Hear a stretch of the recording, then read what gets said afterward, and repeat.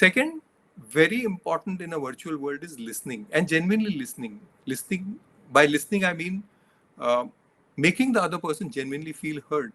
That's when you really say that I'm listening to you. Otherwise, you're just kind of thinking of what I should say next. How do we ensure physiological safety for a remote team is in a high pressure environment? Because that's what we are talking about, right? Pressure is there. I Yeah. am there in another call, you are there in another call, but we are not able to reach. There's a fire happening and we have to solve both. But you are on constant calls, I am on constant calls when it is remote. How do we handle those kind of situations? So there is something called as a psychological safety the team should feel in an environment, whether it's online or offline in office, right?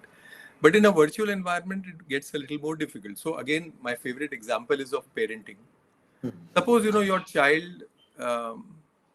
How do you develop a bond with your children? They could be big, they could have been married, but there has to be certain bond, and your child, your children should feel very safe to come to the parent and feel very secured. How does that happen?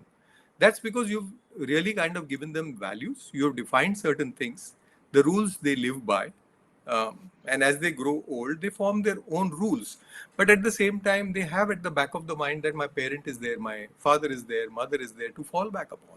So that psychological safety which we are talking about, what we develop as a parent for our children, the same thing we got to develop for our teams. And that comes, again, I would say three key things. One is clearly defining the goals and the objectives. If you have defined the goals and the objectives for the team, what happens is when they know what direction to take, and when they are in that direction, and suppose there is a deviation for whatever be the reason, they would feel safe to come to you because they know that this is a company or a leader's defined goal which is linked and aligned to the company's mission.